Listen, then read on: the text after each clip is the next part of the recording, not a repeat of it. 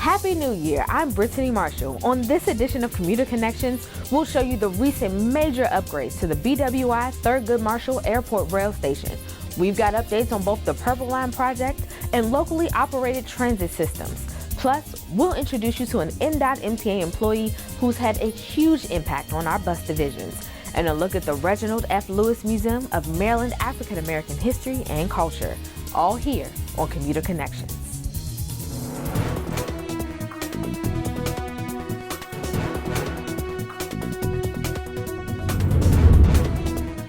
In 2020, the construction of the 16-mile Purple Line light rail system is moving fast in Montgomery and Prince George's counties. Many construction projects are underway right now, and customers can expect to see a lot of progress this year. To tell us more about the Purple Line project is MTA Executive Project Director Chuck Latuka. Thanks for joining us. All right, thank you for having me. So for those who don't know, this is a major project, and could you explain just the overall, just general facts about it? Sure. As you said, it's 16.2 miles in Prince George's and Montgomery County, Maryland's two fastest growing counties. It's a $2 billion construction project, and it's probably going to take us until the end of 22 to open up the first phase, and then we'll open up the rest of it by midpoint 2023, and we're very excited to have that happen soon. And a lot happened in 2019. A lot of different projects were underway. 2020 will be the same thing, but there are a lot of creation of jobs under this as well. There's a lot of creation of jobs. Right now we have 950 workers on site. These are folks from foreman on down. There are also a lot of indirect jobs that are created by the project for services the project uses. And not only that, but there's a lot of job creation because there's a lot of new development that's happening because the Purple Line is coming to Montgomery and Prince George's counties. Tell me about some of the major accomplishments that you all had in 2019. So 2019, I think our biggest accomplishment was the laying of the first track. And that was in September, and Governor Hogan came out. We had a great event, and we put down the first 1,700 feet of track. And that shows that it could be a real railroad, and I think people are very excited about that. Another milestone happened back in January. That's when we broke through the Plymouth Street Tunnel and completed that 1,000-foot tunnel. And that was another major milestone for us. And recently, you just saw the test trains. Yes, I was able to travel up to Elmira, New York, where the trains that come in from Spain, the components are assembled here in Elmira to meet the Buy America standard. The test trains are running now. The first one is running on a test track up there. It's about 1,800-foot test track. It's not a very long test track, but it rode great. Everything worked. The doors opened and closed. The air conditioning, heat worked, and we were very excited to have that opportunity. It was the first time the train has undergone some kind of dynamic testing. And the second train will start soon.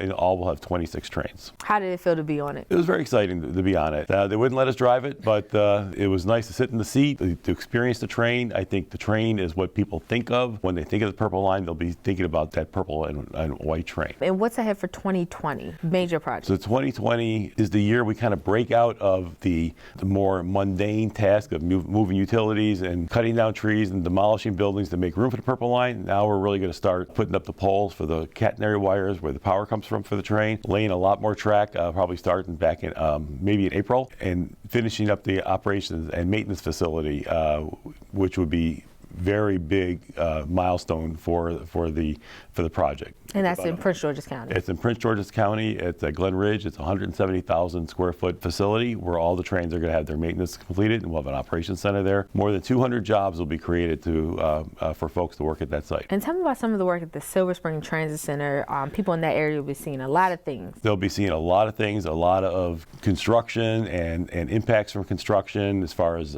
changing the detours for not only just for cars and buses, for pedestrians too. Matching up the Purple Line with the WMATA system is a big part of what we're doing here. Not only do we cross both red lines, but also the green line and the orange line, and we hook from Bethesda all the way up to New Carrollton, where we connect with Amtrak and WMATA there. But Silver Spring Transit Center is a very complex job because we have a lot of bridges to put in there. The train will be elevated over Colesville Road, which is Route 29, one of the busiest roads in the state in Silver Spring, and it'll come right up next to the station, and people will do a direct transfer from the Purple Line onto the red line if they want to. So they'll be able to get the direct transfer. What else will people be able to see when it's all said and done? Well, in 2020, they'll see a lot of construction, but when it's done, they'll be able to not only just transfer the red line, they'll be able to transfer to the local ride-on buses, or if they have their car parked there at the garage, they can get back into their car. This is a major east-west connector for the WMATA system, connecting us to the WMATA system, which is mostly a north-south system. So they'll have a lot of opportunities to, transfer to a different mode, or maybe that'd be their destination.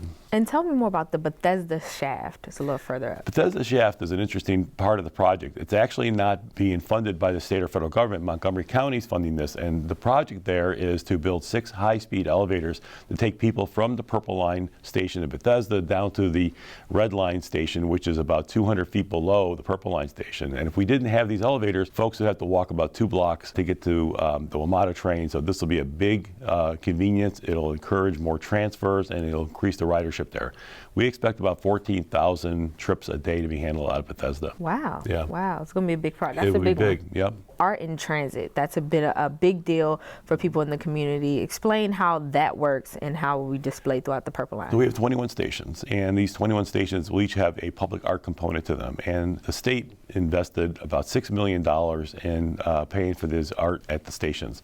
It's not something that's funded by the federal government anymore, but the state thought it was important to keep this component in. We had a competition for artists. We had local folks help select the designs. I think it's going to build recognition for the areas when people travel back and forth on the Purple Line. They'll know where they are, they'll see the artwork, and they'll understand a little bit about the history and what that particular place is about. For people to learn more, how are you all staying connected to the communities that are affected or will be impacted? Right. So this is a huge challenge for the Purple Line in order to keep people informed about construction and what we're doing, where the detours are. We have a Purple Line MD website. If you go to Purple Line MD, then you can sign up for an alert, and you can sign up by your area. And so there's like 8 different areas you can sign up for. So if you want to sign up for Silver Spring and you only want alerts for that, you can tailor your alert to the Silver Spring area. It's very easy to do, and you can get it by text or by email, these alerts. We have about 5,000 folks that are signed up for the alerts, and we want to double that number in the coming year. And you all are also in the community with CAT meetings. Do you explain those? So the community advisory teams, our CAT meetings, are very important. We have we get with community members for every 2-mile segment, so we have 8 CAT teams. So for the 16-mile corridor, we meet twice a year, and this is a place where we can explain what's going to be happening over the next 6 months. And how can people stay connected with you all? Y'all on social media? Can you talk about some of those outlets? So we're increasing our presence on social media. We're trying to tweet more. We have a Facebook page, we have Instagram. We're going to increase our presence on social media as time goes on. A lot more to this project that's going to be coming on in the next couple of years. A lot more to do, and in a couple of years we'll be almost ready to open, and then when we open, then it'll be a whole new phase. The construction people will go away and operation folks will come in, and we'll have MTA staff monitoring, doing fare enforcement, and we'll have the P3 concessionaire, Purple Line Transit Partners, will operate the trains, and it will still be a job creator even in that phase of the project. Well, thank you so much for joining us. We really appreciate it. We'll stay connected to the Purple Line as much as we can. Thank you. Thank you. Coming up, a look inside one of the biggest MTA projects of 2019, the BWI Thurgood Marshall Airport Rail Station.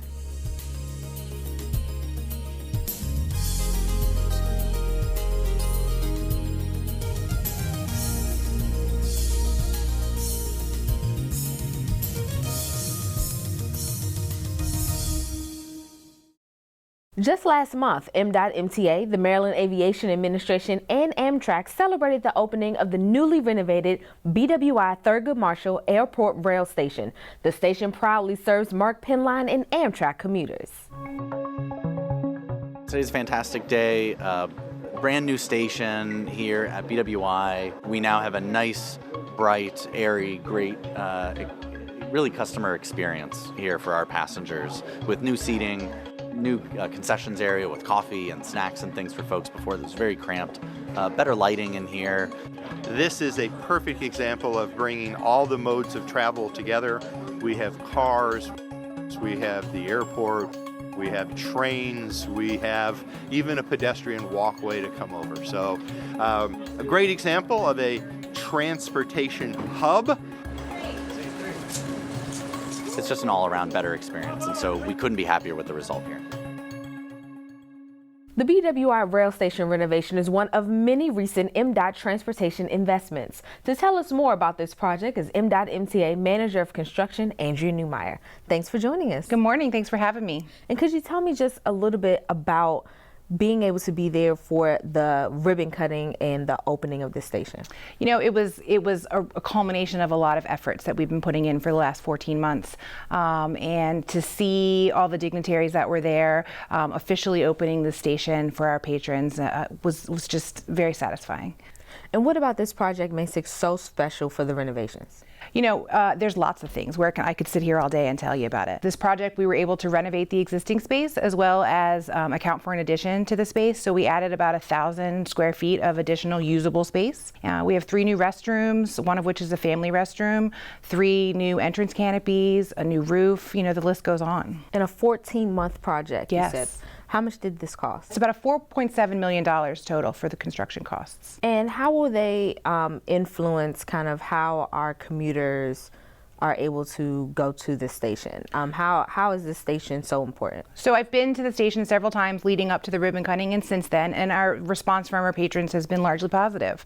You know, we really tried to keep our customers, our patrons in mind throughout this construction project, as well as our commitment to world-class customer service. In addition to things like new passenger information displays and new marked ticket vending machines, we also have increased seating capacity, and in that seating area, you have power in all the chairs so that you can plug in your electronic devices, which is, you know, a huge thing while you wait for your train to be able to charge your phone, charge your computer. And how important was it that this was a collaboration? It was. You had the Aviation Administration, Amtrak, MDOT MTA. Tell us about that collaboration.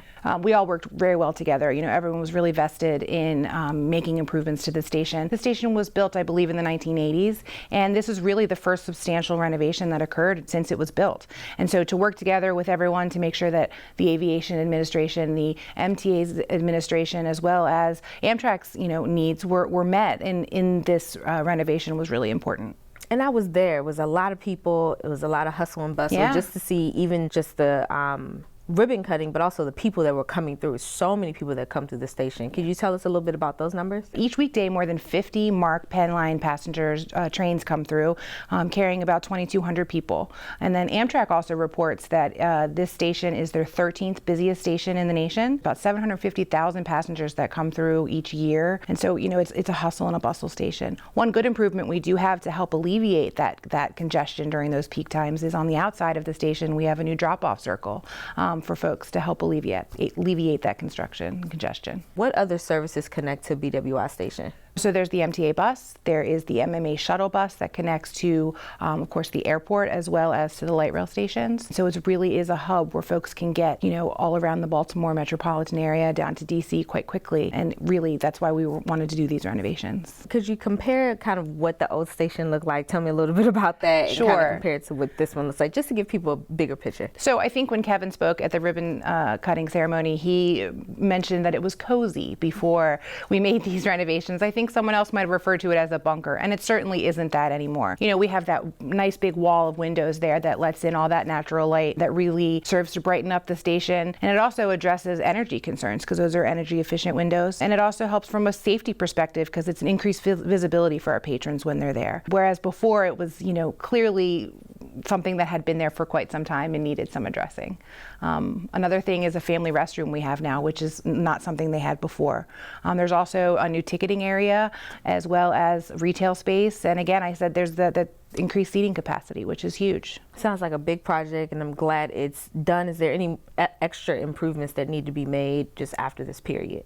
We're doing some other adjustments here and there just to make sure everything's functioning the way that it needs to and serving our patrons as best as possible while we provide that customer service we talked about.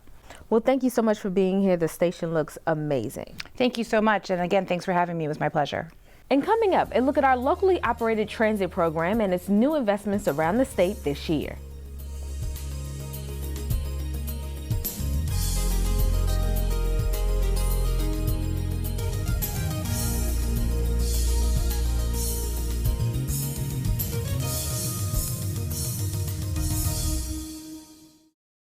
MDOT MTA service and support extends throughout every county in Maryland, and a large amount of that service is done through the MDOT MTA Locally Operated Transit Systems program, known as the LOTS. MDOT MTA Director of Local Transit Support, Travis Johnston, joins us with a look at the service and its future investments for each county throughout the state. Thanks for joining us. Thank you. Could you tell me, for those who don't know, what is the LOTS program and its mission? The LOTS program is a federal and state funding program.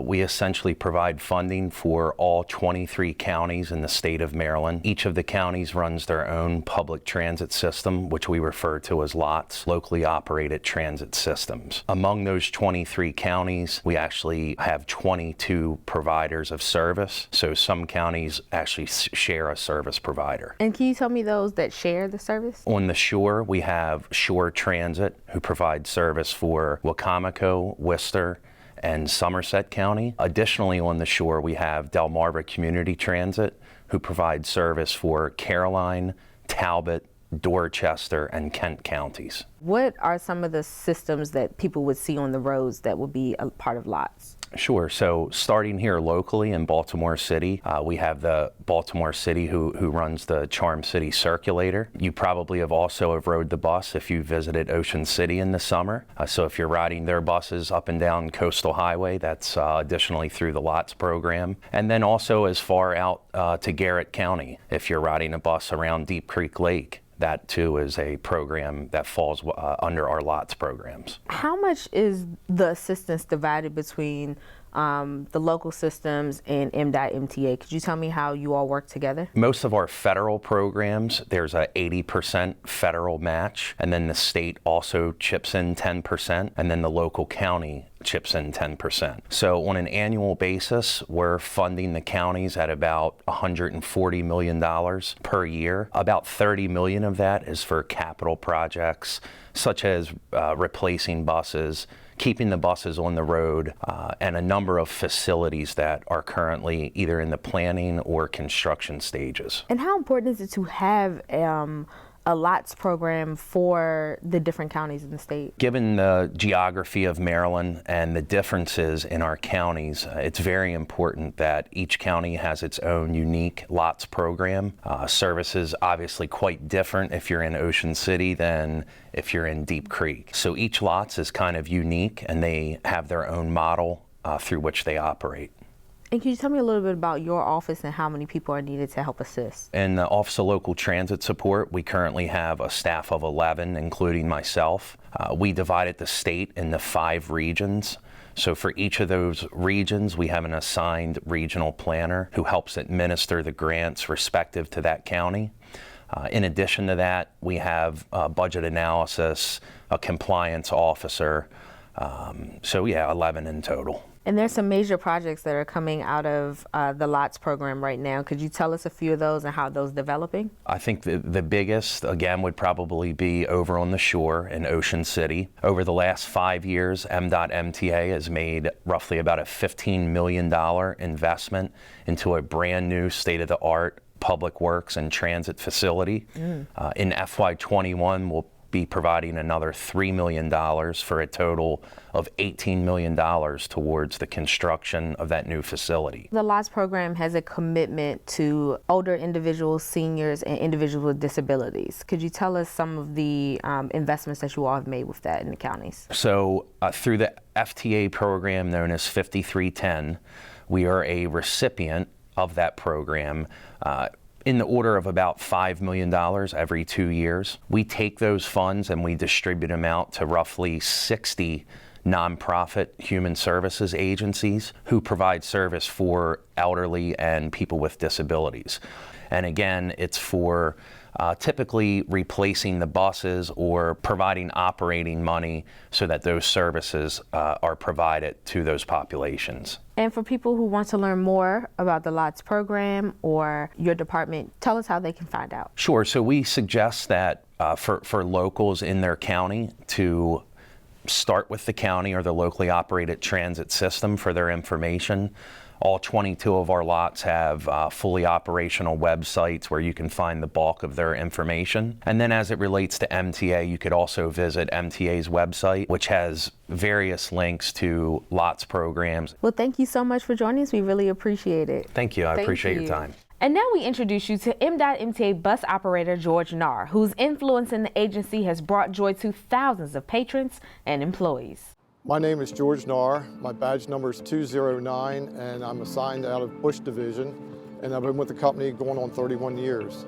I started back in April of 1989 as part of a group of 10 experimental weekend operators. After going through the basic training and line training and everything, I was hooked. You know, I couldn't wait to go from weekend to weekday part-time to eventually full-time, and it's been a great job. I've really liked it here.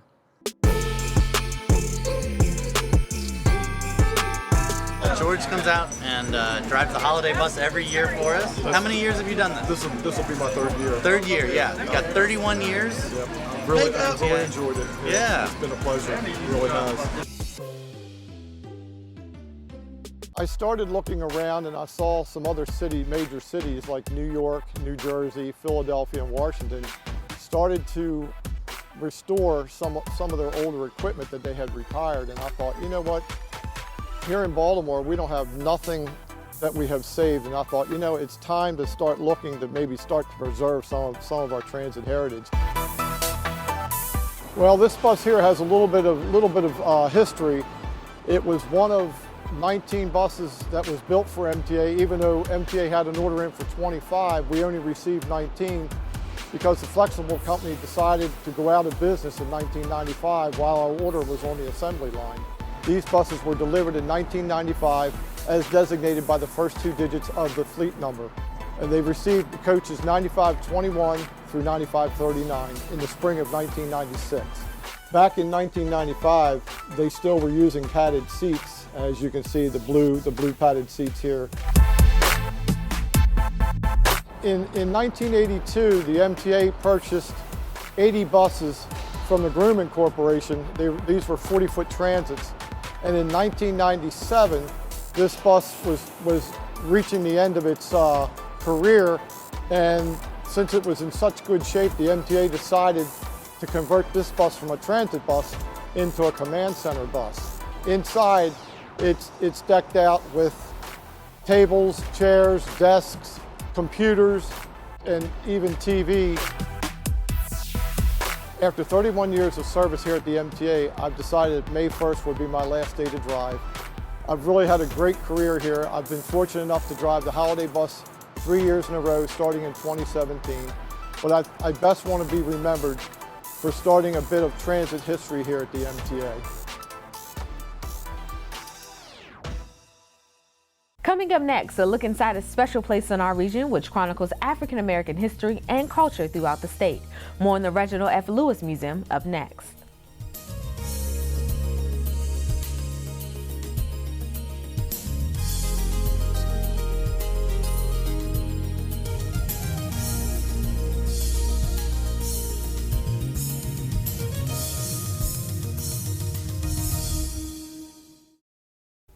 Our region offers so much in the area of history and culture, and one of these places is the Reginald F. Lewis Museum of Maryland African American History and Culture, located conveniently in downtown Baltimore. And joining us from the museum to tell us more about the upcoming and current exhibits is Executive Director Jackie Copeland. Thanks for joining us. Thanks for having me. For those who may not know, tell us about who the museum is named after, Reginald F. Lewis. Yes, it's named after someone who was born right in West Baltimore. He was a businessman, a very astute businessman. He was one of the richest men in this country. In the 1990s, Forbes had him in the top 400 richest people in this country at $400 million. He's really famous because he created the first billion-dollar company, and that was TLC Beatrice International Holdings.